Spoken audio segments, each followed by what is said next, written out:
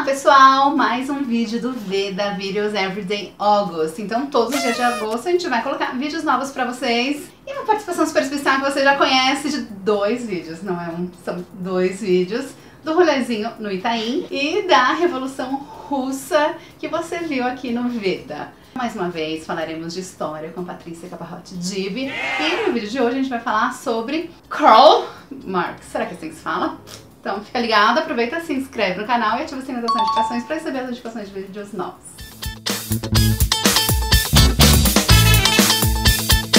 Primeira pergunta, como é que se fala o nome desta pessoa tão criticada e louvada ao mesmo tempo, né? Então, eu não falo alemão, né, tá? Não sei te dizer com precisão, mas assim, os meus professores sempre falaram Karl Marx. Então, mais fácil, vamos chamar de Karl. Eu falo dessa forma também, então é o Karl. Vamos entender quem foi Karl Marx. Ele foi a inspiração para a Revolução Russa.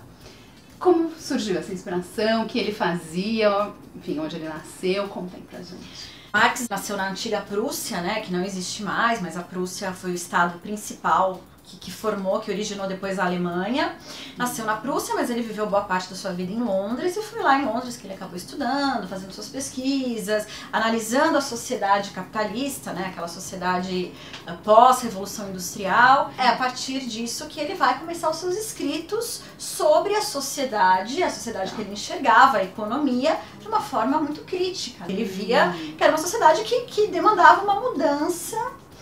Devido à desigualdade que havia, devido à opressão que os operários sofriam, às péssimas condições de trabalho, o fato da burguesia sempre se beneficiar às custas do trabalho cada vez mais intenso do operário. Então, observando tudo isso, ele vai fazer os seus escritos, vai refletir junto com um parceiro bem conhecido, né, o Friedrich Engels, né?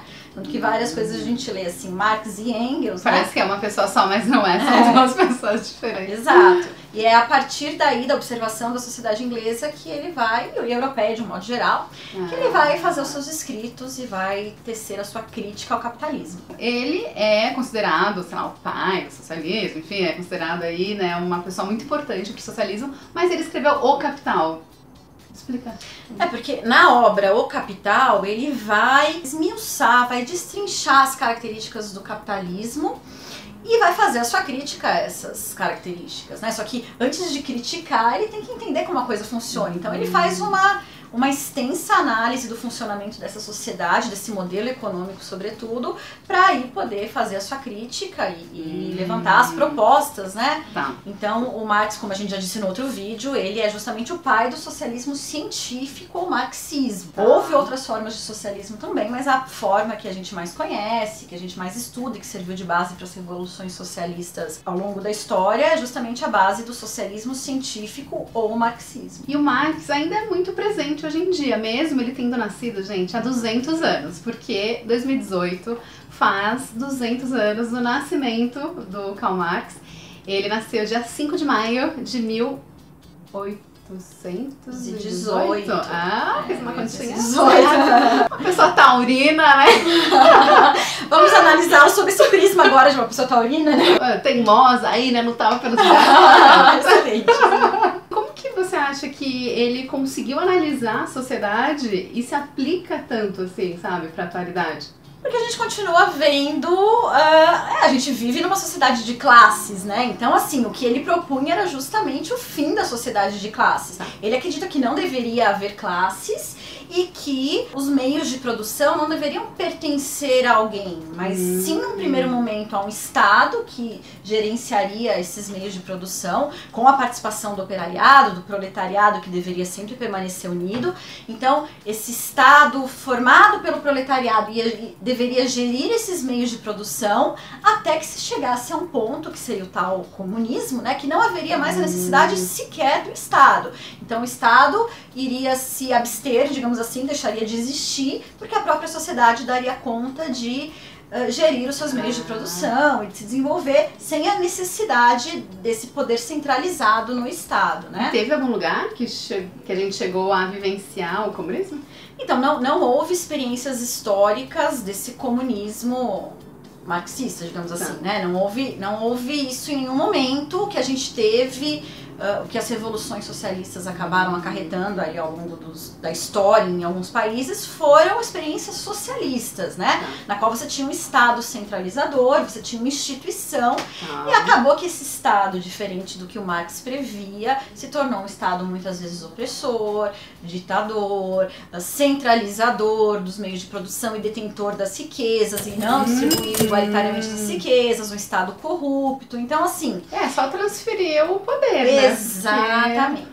É exatamente isso, houve uma transferência de poder, tanto que a gente pode dizer que o stalinismo russo, né, o soviético, na verdade, o stalinismo soviético, ele é um regime totalitário. Sim. E a gente pode colocar nesse pacote de regimes totalitários o próprio nazismo e o fascismo. Então, por isso que muita gente fala que o nazismo é de esquerda. Na verdade, não, gente. É que assim, considerando pelo viés do poder, né, de quem tem o poder, eles acabam saindo ali, Isso. Existem semelhanças no sentido de controle do poder, no sentido de violência, de repressão, de controle dos meios de comunicação. Partido único, né? Então a União Soviética tinha um partido único, assim como a Itália fascista, assim como a Alemanha nazista.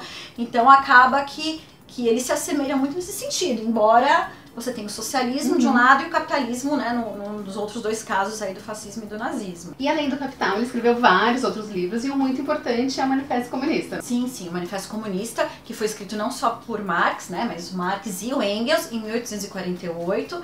E a importância desse livro é que ele vai justamente propor a destruição do Estado burguês, do Estado liberal, desse Estado que tinha a burguesia como detentora dos meios de produção, né?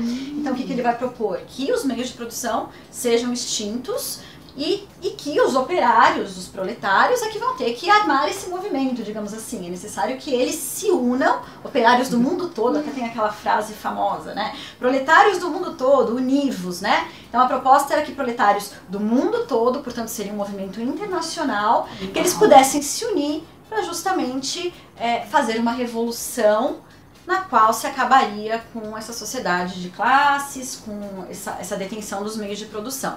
E eles dizem no livro justamente que a revolução seria uma violência necessária para acabar com outras formas de violência. Então, a questão da violência do oprimido sobre o opressor, né? Que é totalmente diferente da violência do opressor sobre o oprimido. Sim, por exemplo, o socialismo utópico, ele já não prevê essa violência, né? Ele já prevê um outro caminho. Mais de boas. Mais de boas, então você tem essas duas vertentes aí. Agora, eu acho que seria perfeito ter um socialismo utópico, ou sei lá, a gente poder resolver as coisas sem violência, mas né, a gente percebe que já 200 anos, né, gente, nada aconteceu, se bem que nem com violência, né? Não sei como que é. Pois é. Vale ler um trechinho aí do Manifesto Comunista só pra ficar selado o que a gente, né, o que eu estou dizendo nas palavras dos próprios autores. Em lugar da antiga sociedade burguesa, com suas classes e antagonismos de classes, surge uma associação na qual o livre desenvolvimento de cada um é a condição para o livre desenvolvimento de todos. Ai, que legal. É tipo, isso tem muito a ver com o que a gente conversa, né, porque a gente tem super conversas filosóficas de autoconhecimento, né? Quando a pessoa se conhece, ela consegue se relacionar com as outras pessoas também de forma mais civilizada, mais calma, enfim. E eu acho que tem muito a ver isso, né? Se a pessoa tem um desenvolvimento pessoal, lógico, né? Individual, vai conseguir também lidar melhor com a sociedade, né? E a sociedade vai evoluir junto.